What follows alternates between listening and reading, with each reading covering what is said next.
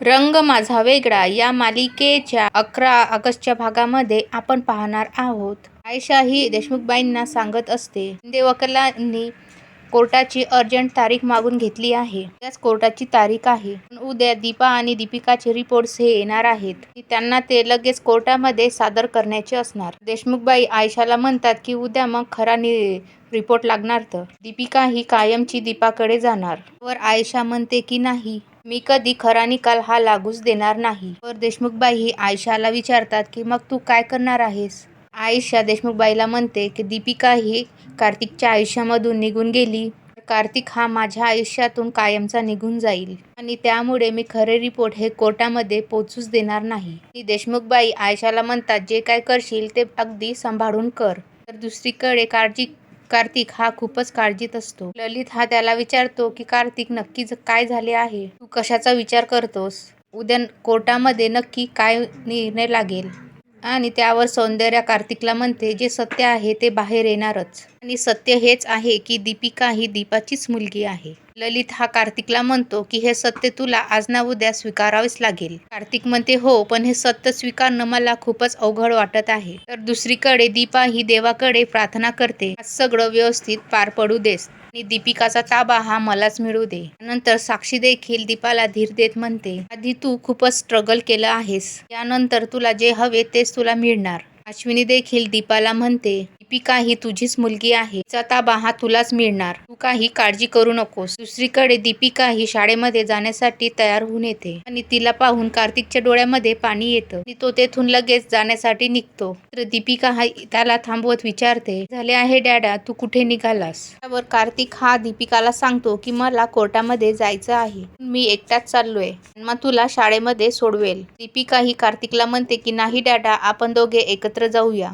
आणि नंतर ती म्हणते की डॅडा, तुला आजकाल काय झाले आहे? माझ्याशी नीट बोलत का नाहीस? तुला माझ्यापेक्षा कोर्ट महत्वाचे आहे का? मी नकोय का?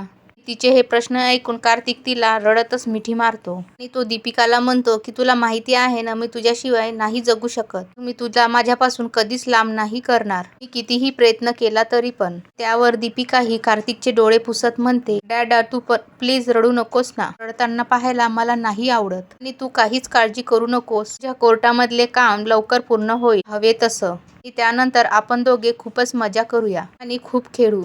तुला सोडून कधीच कुठे जाणार नाही, कायम सोबत राहील आणि तुला कधीच एकटं सोडणार नाही. आणि तिचे हे बोलणे ऐकून कार्तिक तिला मिठी मारतो आणि सौंदर्या आणि ललितच्या दोघांच्या पण डोळ्यामध्ये पाणी येतं. नंतर दीपिका ही कार्तिकला ऑल द बेस्ट म्हणते. त्यानंतर कार्तिक हा कोर्टामध्ये जाण्यासाठी निघतो. दुसरीकडे कार्तिकी देखील दीपाला ऑल द बेस्ट म्हणते.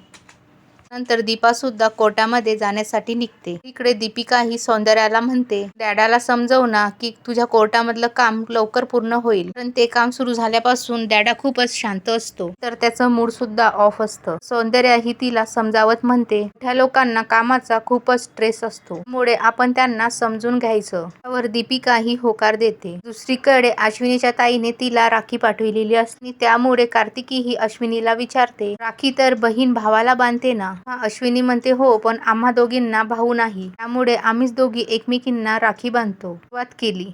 असं कोण म्हणतं की भाऊच हा बहिणीची रक्षा करतो? बहीण सुद्धा बहिणीची रक्षा करू शकते ना. आणि दरवर्षी आम्ही न चुकता दोघी पण रक्षाबंधनचा सण हा साजरा करतो. आणि अश्विनीचे हे सर्व ऐकून कार्तिकी म्हणते, बहिणीने बहिणीला राखी बांधायची ही खूपच बेस्ट आयडिया आहे. आणि त्यानंतर ती दीपाला विचारते, आई, तू दीपिकाला घेऊनच येशील ना? दीपा ही हो म्हणते, मी तिला नक्की आपल्या घरी घेऊन येईल. आणि त्यानंतर ते देखील कोर्टामध्ये जाण्यासाठी निघते. कोर्टामध्ये आयशा ही घाडगे वकिलांना सांगत असते, सर्व व्यवस्था चोख केली आहे. दीपा आणि दीपिकाचे DNA रिपोर्ट हे कोर्टामध्ये पोचणार नाहीत.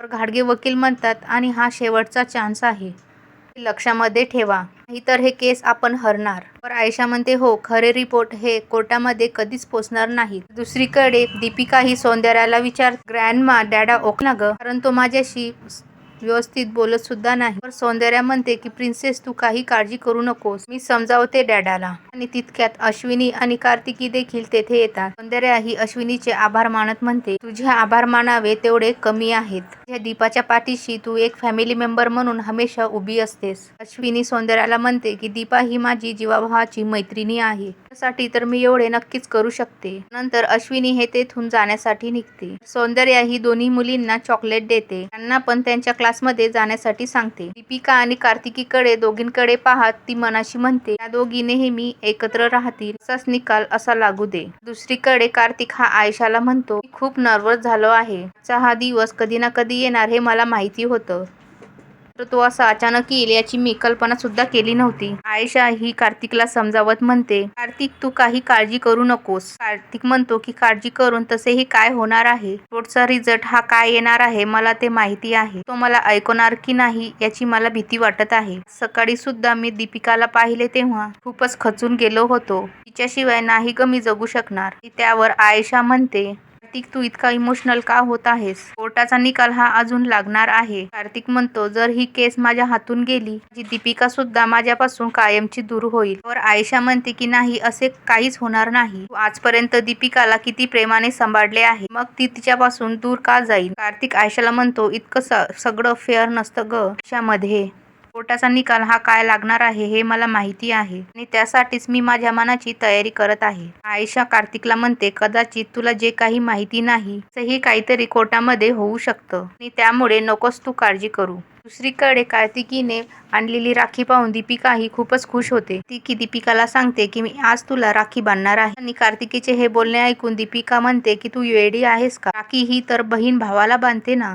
कार्तिकी दीपिकाला म्हणते बहीण सुद्धा बहिणीचं रक्षण करू शकते, एकमेकींना त्या हेल्प करू शकतात. त्यावर दीपिका म्हणते हो पण तू माझी बहीण कुठे आहेस. ते बोलणे ऐकून कार्तिकीला खूपच वाईट वाटतं आणि मात्र त्यानंतर ती दीपिकाला म्हणते तू माझी बहीणच आहेस. दीपिका कार्तिकीला विचारते ते कसं. कार्तिकी दीपिकाला म्हणते तू माझी बेस्ट फ्रेंड आहेस ना, म्हणजे तू माझ्या बहिणीसारखीच आहेस, ती तर तुला बहीणच मानते आणि त्यामुळे मी आज तुला राखी बांधणार आहे. कार्तिकीचे हे बोलणे ऐकून दीपिका खूपच खुश होते. दीपिका म्हणते की मी सुद्धा तुला राखी बांधणार आहे, आपण दोघी कायम एकत्र राहू आणि एकमेकींचं रक्षण करू. आणि त्यानंतर त्या दोघी पण एकमेकींना राखी बांधतात, प्रेमाने मिठी मारतात. त्यानंतर दीपिका ही कार्तिकीला विचारते तुला काय गिफ्ट देऊ. कार्तिकी ही दीपिकाच्या चेहऱ्यावरून प्रेमाने हात फिरवत म्हणते काही नको, तूच माझ्यासाठी खूप मोठं गिफ्ट आहेस, ही गोड बहीण.